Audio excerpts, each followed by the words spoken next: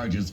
Now, there was nothing sneaky about it, by the way, because they do this all the time. But I suppose maybe somebody within AIB should have had the wherewithal to say, well, lads, maybe we could defer this till, for 3 months and, and not automatically take it out. And I've seen a lot of nasty comments of people last night. And Sinn Féin's Pearse Doherty has said that it was a disgrace. And he's on the line. Pearse, good afternoon to you. Good afternoon to you now. Some of the comments I've seen on social media last night, I wouldn't like to be people working at AIB and taking offence, but people not too pleased. A lot of people literally on the dole at the moment. One woman, I seen one comment, that was the last €35 I had in my account to buy the groceries this week because she obviously hadn't got her COVID payment yet. And a lot of people not happy. But then the alter argument was that, well, sure, this is a quarterly payment and, every life to some degree must go on. Yeah, but things aren't going on as normal, and we're all doing things that we thought would be unimaginable just a couple of months ago. Not visiting our parents, not shaking hands, not interacting with anybody, people going back to work, people giving up their jobs and going back into the frontline service to help the crisis that is taking place and that will emerge over the next number of weeks. But unfortunately for banks, it seems it's business per usual. Profit is the number one, profit is king, and customers come second. And you mentioned a couple of comments there, and I've seen dozens of comments coming to me either on my Facebook or personal through my email, and these are people who are living week to week and who were dependent on the COVID pandemic payment. And I think that's what added insult to injury. It was the day that this payment came through, this €350. Yeah, not everybody has got it yet either. I do know they're working tirelessly and hard to get it to everybody as quick as they can. And you should be getting it, everybody should be getting it over the course of the next couple of days. Yeah. And anybody who's given the wrong details, obviously the best thing to do is just go in and give the details again to speed up the process. But the fact is that people who were waiting for that, who got that in their bank account, when they went to check it, they were about 75 up to €100 less, depending on how much banking you did in the last quarter, because AIB automatically deducted. Now, what's really annoying me is that we dealt with this issue with AIB about 2 weeks ago, because AIB wrote to a lot of their customers saying that they were going to introduce quarterly fees for people who had money in the bank, who had over €2,500 in the bank every day for the last quarter. If you have €2,500 in the bank every day, if you're lucky enough to have €2,500 in the bank. Yeah, exactly. Then fees aren't charged. So AIB was going to introduce these charges. We says, no, you can't do that. You have to waive these charges during the period of the pandemic. We're bringing in emergency legislation to try and keep money in people's pockets during a time when possibly up to 1 million people could be laid off work within the next couple of weeks. And you can't be introducing these charges. So they said they were going to defer the charges, but what wasn't clear at the time was that they were going to continue to charge those who are probably the least well off, the people who don't have the ability to have €2,500. And it's not just the AIB, let me be clear. Bank of Ireland did this 2 weeks ago. Bank of Ireland did this on the 22nd of March. They took out these fees. My view is that at a time when everybody needs to do something different, when we're trying to keep businesses open, when we're trying to keep cash flow through businesses, when we're trying to increase in payments and emergency legislation to make sure that people can get just through the week, AIB also needs to put their shoulder to the wheel. Bank of Ireland also needs to do the same. Well, they don't seem to want to take a hit, Pearse, because they don't seem to want to take a hit because last week, of course, Pascal was out with the sound bites of the moratorium, or the holiday, as he was calling it, the mortgage holiday, which doesn't really seem to be the case. And we spoke yesterday to David Hall from the Irish Mortgage Brokers Association, and he's basically saying this is not a holiday at all because when you go back, you have to pay it. There's still the moratorium for 3 months was always available to anybody who was in distress or anybody who'd lost their job or had taken a hit in their salary or whatever it happened to. So there was no big deal in what was achieved last week. The banks are not going to take a hit on this. No, unfortunately, the banks aren't. On the 3-month holiday, the banks aren't taking a hit. Actually, the banks are going to make a profit out of this. Because they'll charge interest.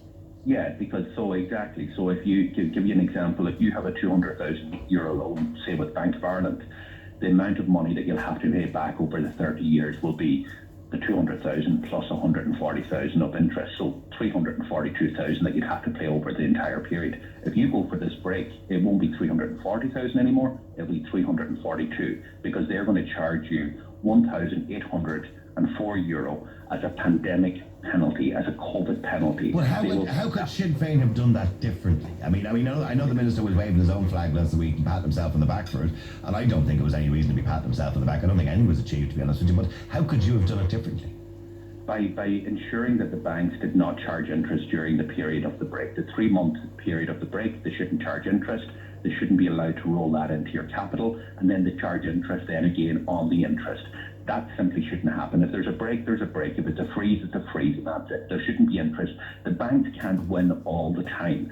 What I believed and what I actually thought was agreed at the time, and I actually welcomed it, and I spoke to some of the CEOs of the bank and the Bank and Payment Federation at the time, is that customers wouldn't be any worse off or any better off, and neither would the bank. But that isn't what's happened. No, it's not happening at all. Customers are worse off, and the banks are better off, and that is simply unacceptable. The idea that banks think that they're going to profit at a time when we have a huge crisis in health. Well, the bank has essentially done nothing, Pearse, because that 3-month moratorium, that standard 3-month moratorium, once you go over 3 months, you're considered a bad debt and it affects your credit rating and all that kind of carry.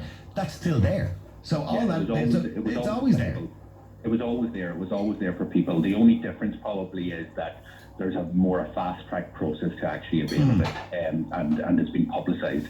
There's no guarantee, and if you have to, because this is likely to last more than 3 months. Well, of course, yeah. And if you go beyond 3 months, then the central bank haven't given any assurance that you will be deemed as a non-performing. Well, the legislation is going to have to change, isn't it? Because if we go over 3 months, it's the rules of the central bank and the banking system that would need to change. And the central bank, like I've made my points in this before, the central bank, in my view, hasn't stepped up to the mark here. You know, if you look at the central bank has a job to do in terms of, you know, making sure that the financial system is sound, but they also have a role which is equally as important, which is consumer protection.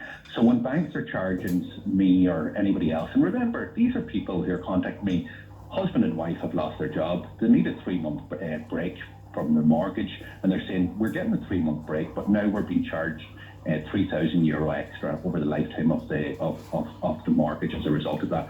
Or businesses who are saying, we have an insurance policy that says very clearly that if there is a virus or a disease in the premises or the vicinity, that they have to pay out for business interruption. They won't do it. I know there's a lot of small print about, and I'm not rushing you, Pearse, because I've only literally got 2 minutes. I want to ask you this very quickly before you go. As you know, the Red Sea polls was out at the weekend, 13% increase for Fine Gael.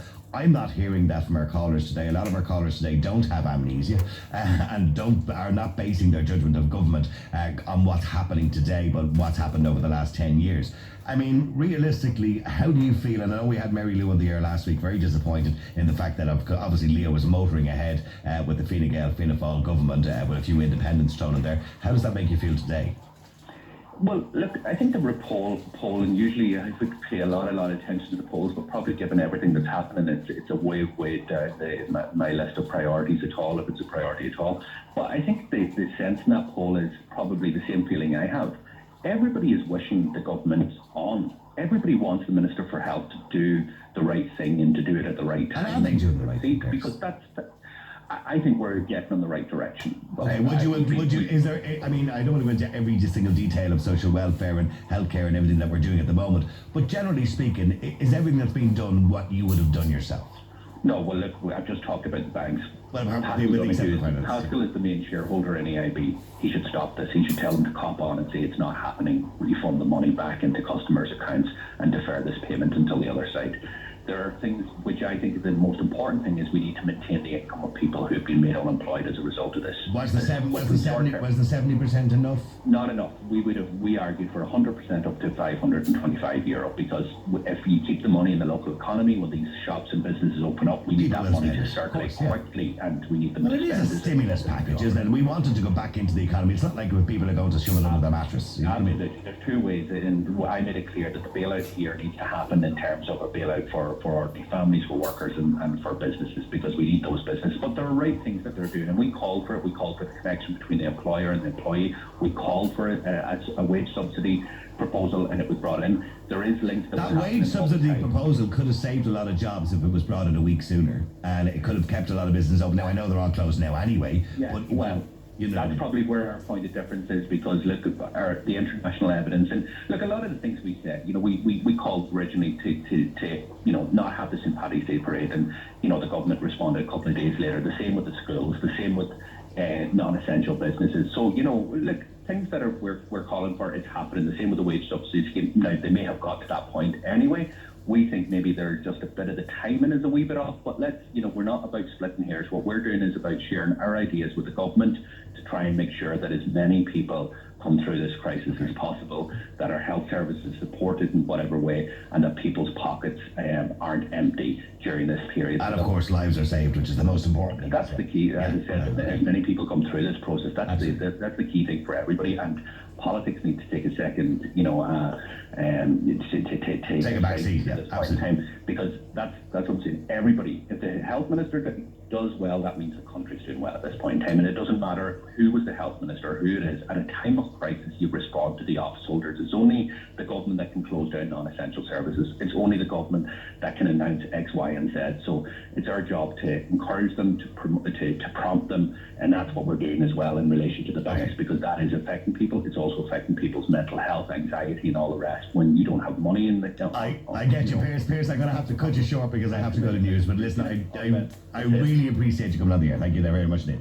Pearse Doherty, Sinn Féin, not happy with the idea that AIB have taken that money out of your bank, and he's basically suggesting that Pascal O'Donoghue, who has shares, obviously the government have shares in the AIB, should go back and tell them, give the money back to the people, please.